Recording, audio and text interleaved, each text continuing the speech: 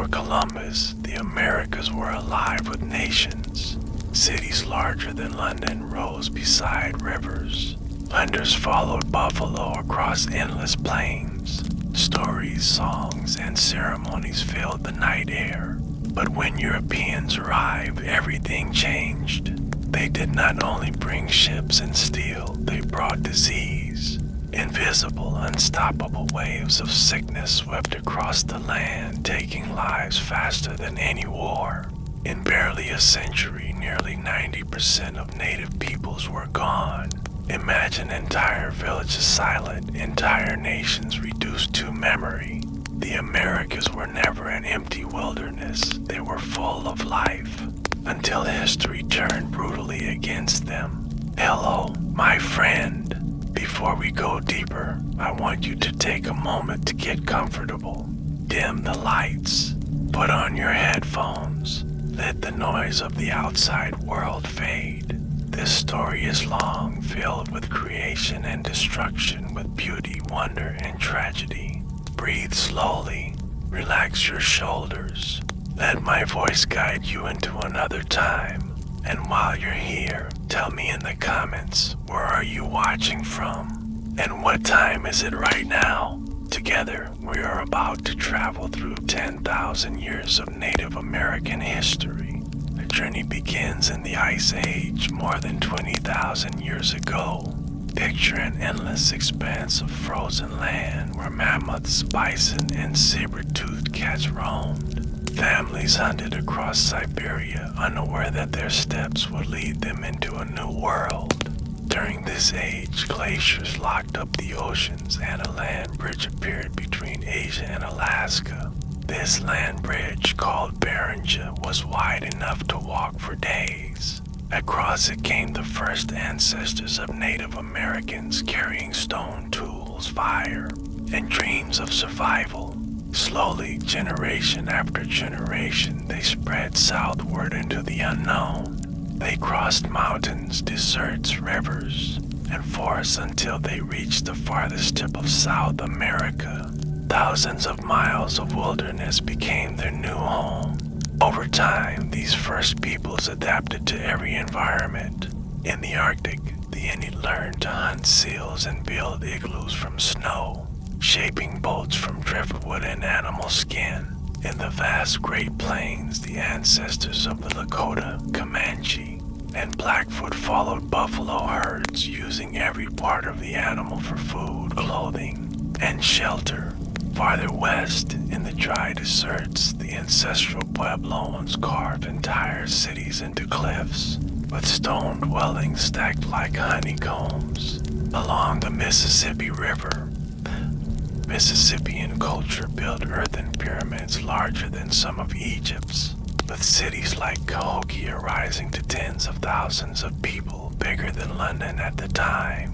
Each region became a world of its own, full of invention, tradition, and life. And yet, these cultures were not primitive. Native Americans invented farming systems that changed the world. They domesticated maize, beans, and squash, the three sisters that could be grown together in harmony. These crops would later feed Europe, Africa, and Asia, reshaping global diets forever. They cultivated potatoes in the Andes, chili peppers in Central America, and cacao, which gave us chocolate.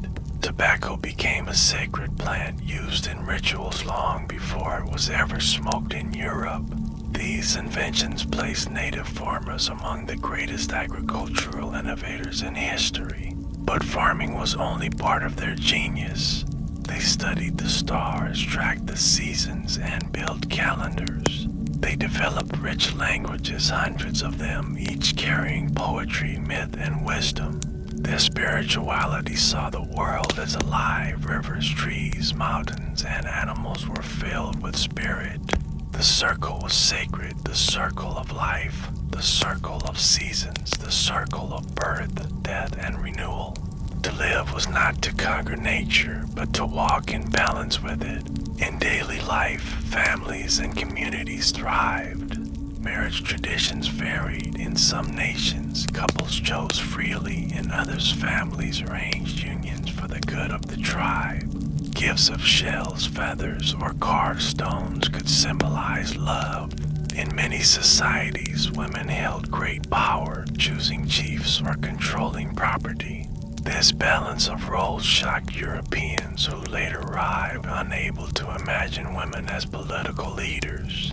Communities gathered around fires to share stories, myths of trickster gods like Coyote, the world being created on the back of a turtle, or of great floods that shaped the land. Games and rituals were common. The cross, for example, was more than sport. It was sacred, played to honor the spirits and settle conflicts. Life was not merely survival, it was rich with joy, meaning, and complexity. By the 1400s, great nations had formed. In the Southwest, the Apache and Navajo carved their strength from the desert. In the Northeast, the Iroquois Confederacy united several tribes under one government, a democracy so advanced that later American leaders would borrow its ideas when forming the U.S. Constitution. Across the continent, native peoples built civilizations as varied and vibrant as those of Europe, Asia, or Africa, and then the world changed. In 1492, Christopher Columbus landed in the Caribbean. Soon after, waves of Spanish, French, and English explorers followed. At first, encounters were tentative, gifts exchanged, cautious alliances formed. But along with steel and gunpowder, the Europeans carried invisible enemies. Smallpox, measles, influenza, diseases unknown in the Americas spread faster than armies. Entire villages were wiped out without a single shot fired. Some historians estimate that up to 90% of Native Americans perished within a century. Imagine a continent filled with voices suddenly falling silent. This was not the wilderness Europeans later described. It was a land full of memory emptied by plague. Those who survived adapted as they always had. Tribes traded with Europeans, exchanging furs for iron, cloth, and beads. When the Spanish brought horses, life on the plains was transformed forever. Imagine the moment a Comanche warrior first mounted a horse, feeling speed and power unlike anything before.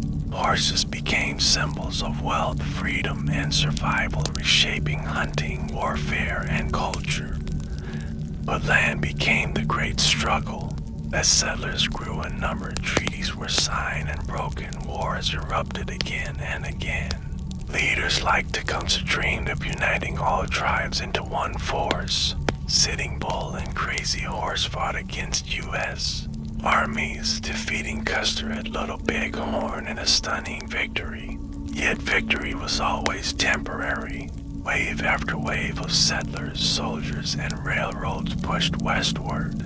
Native peoples were forced onto reservations, stripped of land, dignity, and freedom. Worse still were the boarding schools. Children were taken from their families, forbidden to speak their languages or practice their traditions. Their hair was cut, their clothes burned, their names changed. The chilling motto of these schools was "Kill the Indian, save the man." It was not just land being taken, but identity. Generations carried the scars of erasure, and yet native peoples endured. They resisted quietly, whispering stories to children, singing songs in secret, practicing rituals away from watchful eyes. Some fought openly, others preserved culture through memory. Their resilience is one of the greatest stories of survival in history. Native Americans also left behind countless innovations we use today.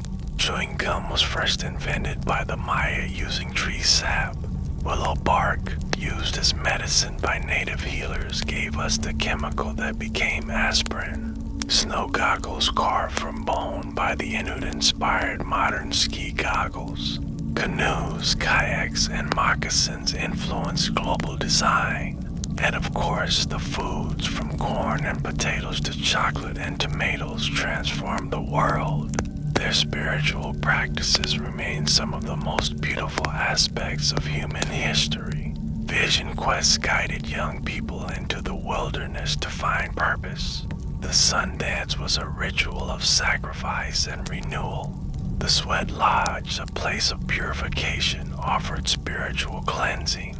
Honor in battle was measured not only by victory, but by courage. Touching an enemy and counting coup was braver than killing him. Feathers, beads, tattoos, and paint carried stories of identity and spirit. Even love was wrapped in tradition, with songs, gifts, and rituals binding to families together. By the late 1800s, the U.S. government declared native cultures dying, but the truth is they never died. In the 20th century, the American Indian movement rose to demand rights. Languages once silenced were taught again. Sacred ceremonies returned. Powwows became celebrations of survival, where drumming, dancing, and song kept traditions alive. Modern Native voices, artists, writers, leaders continue to shape the story of America today. So, what is the history of Native Americans? It is not just the past, it is a living story. From the frozen land bridge of Bering to the towering mounds of Cahokia, to the trails of sorrow and the fires of resistance, to the powwows of today, this is a story of creation, loss, and resilience. It is proof that even against impossible odds, culture and memory can endure. As you drift into sleep tonight, let these echoes carry you. The sound of drums around a fire, the thunder of buffalo across the plains, the whisper of children learning forbidden songs, the laughter of families at a powwow. The land itself remembers. Every forest, every river, every mountain carries the memory of its first peoples. And if you wish to keep walking through the past with me, don't stop here. In my other videos, we'll uncover more hidden histories, forgotten worlds, and voices that still speak across time. Together, we'll keep history alive, one night at a time. Good night.